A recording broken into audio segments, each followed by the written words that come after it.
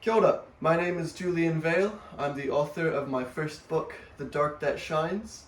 I'm going to be doing a Q&A just to give a bit of background to the themes and the ideas that are going on within this book. All right. What is The Dark That Shines? So, The Dark That Shines, as I said, it's my first novel. It is a fictional coming-of-age story that takes a look at a lot of intense themes and philosophies and packs it into one blockbuster narrative. It took me about 6-7 years to write, and it's basically my soul. Is there a genre that The Dark That Shines fits into? I mean, apart from fiction, not really. The book has multiple layers, and so how it is seen is really up to the reader. For example, some may see it as a sentimental love story, but then you could go down a layer and see it as the hero's journey set within the many challenges of contemporary society. You could go down again and find that it is a psychological ride into the subconscious. And then you could go even deeper and see the book as a maze of interconnected themes. Tell me about the cover. So with this cover here, I wanted it to look cryptic and meaningful, so I went with a minimalist, hand-drawn aesthetic. The design may push some people away, but if the design does pull you in, then you're the right audience for the book. And going deeper, the cover is sort of the visual representation of the concept, the dark that shines. You know, there is this cosmic sea with little glimmers of hope, and at the center there's this circle of light that's battling with darkness but remains impenetrated. Light and dark, they're such overused themes for good and bad, but I suppose that's because they make so much sense to us. You know, light representing life and darkness representing the absence of life. So the dark that shines takes these two extremes, light and darkness, and tries to say that they're actually one and the same. And so within the circle here is the symbol for the dark that shines. It's made of the letters T, D, T, and S. On top of that, it could be a sine wave if it's put horizontally, which has a lot of meaning that you'll find when you read the book. On top of that, it looks similar to a dollar sign, which goes with a lot of the anti-capitalist themes of the book. And there's a lot of other things that this symbol symbolizes. But at the center of it, there's a star-like shape. This is the intersection where everything meets. It's the point where the dark and the light become one and the same. It is where the darkness shines. Is the book anti-capitalist? Well, the negative effects of capitalism is definitely a strong theme, but the book doesn't aim to label itself with any political ideology. Instead, it aims to discuss the inarguable negative effects of capitalism as well as other systems. How does the book deal with some of the mental health issues that millennials and Gen Z face? I initially wrote the book to make sense of the suffering that's very prevalent in the current day. So that's a very prominent theme of the book. I mean, the meaning of the name, The Dark That Shines, is that even our darkest moments may have a silver lining and can actually be beautiful. So the book grapples with that idea and tries to see if it can be true. Why does the main character, Florian, take drugs? Drugs, alcohol, and other harmful substances, I think, are often used as a coping mechanism in our society. When someone is pushed to their breaking point, they often turn to these things as a false savior.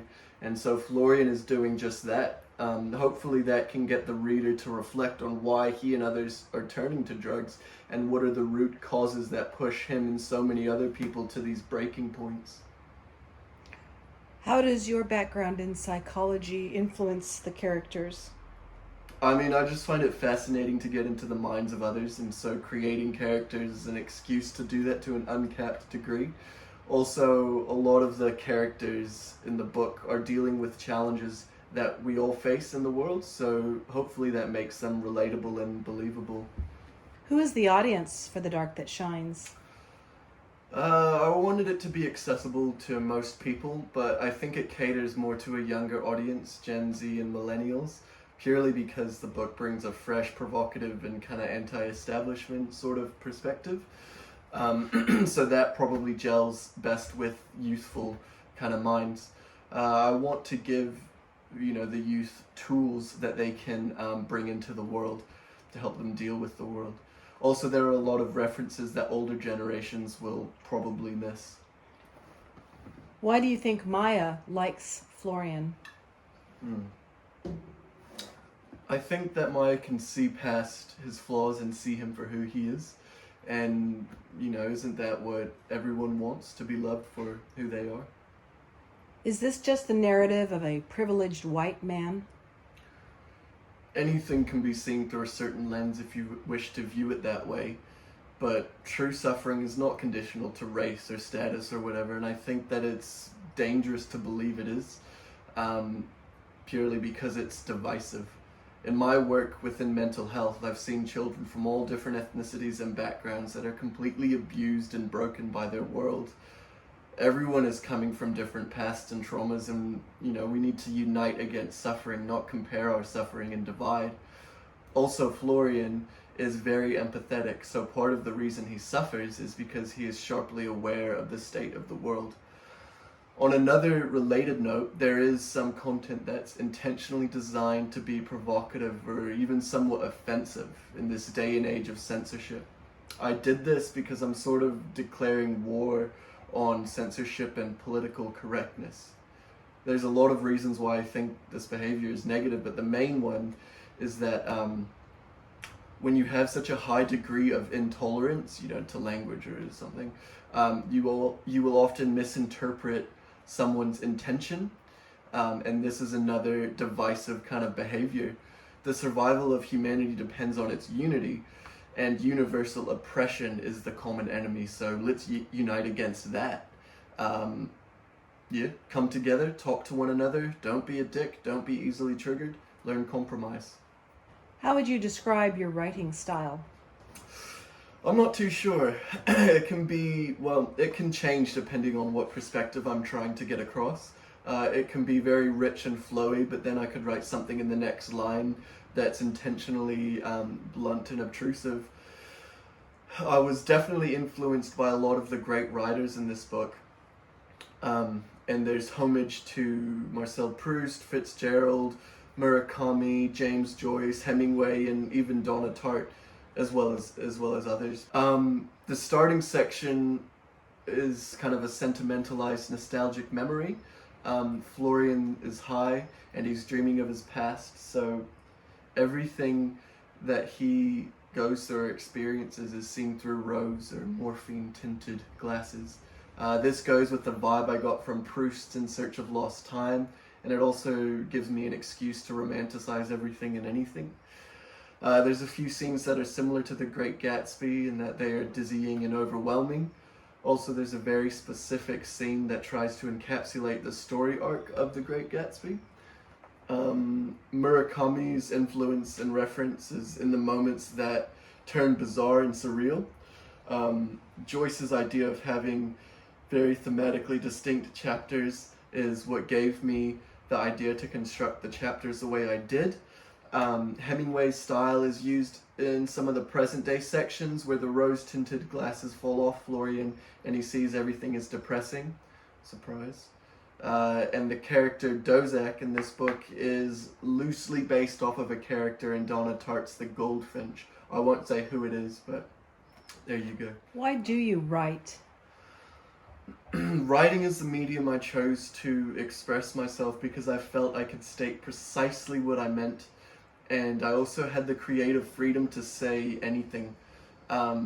Somewhere along the way, I fell in love with the art of literature, and so I passionately experimented with a lot of literary techniques. I even tried to push the boundaries a bit, for example, taking the subconscious, the bizarre, raw, and often disturbing part of our psyche, and making that a part of Florian's everyday line of thought within this book. In any case, my voice is just a translation of myself, and I have always wanted to push the envelope, push the boundaries. I believe all of us, no matter what age, background, or demographic, have the ability to do unimaginably great things in this life. All we need to do is believe this to be true. And that is where the second book will come in. Okay, well, what's next? So, without giving too much away, I can say that The Dark That Shines is the first step of a much larger project. There definitely will be a sequel, and it will be here soon. But The Dark That Shines is the raw amalgamation of ideas and philosophies that I've had. But the sequel to this book will take it to a much more refined degree. It will focus a lot more on narrative, character development, and so on. And also the sequel will have an interaction with the real world. All right, Kapai, thank you very much for listening. I hope that you are able to pick up a copy of this. You can also get it as an ebook. And let me know what you think. Leave a review on Amazon, and you can always get in touch with me if you have any questions about anything. My email is julianv8@gmail.com. Thank you.